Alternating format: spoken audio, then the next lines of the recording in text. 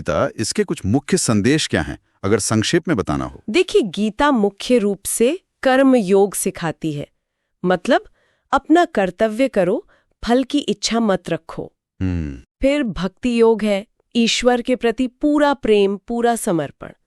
और ज्ञान योग भी है, आत्मा का सच्चा स्वरूप क्या है उसे समझना। अच्छा। गीता का एक बहुत बड़ा संदेश है समभाव रखना। मतलब सुख हो या दुख, सफलता या असफलता, मन को स्थिर रखना। तो गीता के कोई खास श्लोक जो इस बात को दर्शाते हों? हाँ, 2 श्लोक तो बहुत ही प्रसिद्ध हैं। एक तो यदा यदा ही धर्मस्य ग्लानिर्भवति भारत। हाँ, ये सुना है। जिसका मतलब है कि जब जब धर्म का नुकसान होता है, अधर्म बढ़ता है, तब तब मैं अवतार लेती हूँ।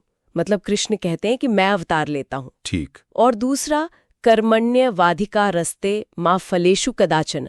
यानी कर्म पर अधिकार है, फल पर नहीं। बिल्कुल, तुम्हारा अधिकार केवल कर्म करने में है, उसके फल में कभी नहीं।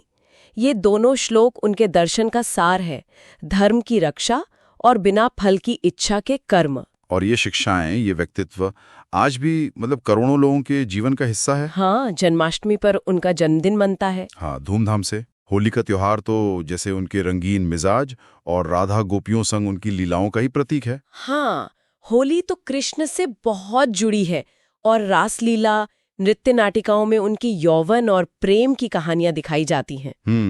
वैष्णव संप्रदाय में तो कृष्ण ही केंद्र में है। इस्कॉन यानी जो हरे कृष्ण आंदोलन है, उन्होंने तो कृष्ण भक्ति को पूरी दुनिया में फैलाया है। हाँ, वो तो है। आज सिर्फ भारत, नेपाल में नहीं, अमेरिका, ब्रिटेन, यूरोप, हर जगह उनके मंदिर हैं, उनके अनुयायी हैं।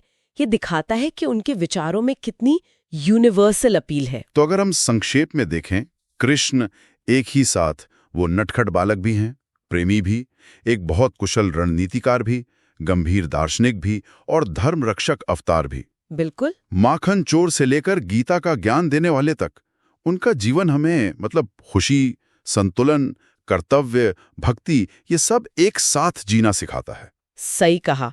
और जाते जाते एक बात सोचने के लिए छोड़ी जा सकती है। हाँ। कृष्ण की जो बाल लीलाएं हैं, उनकी वो चंचलता और गीता के वो गहरे उपदेश, इन दोनों के बीच जो संतुलन है, वो हमें अपनी जिंदगी में क्या सिखा सकता है?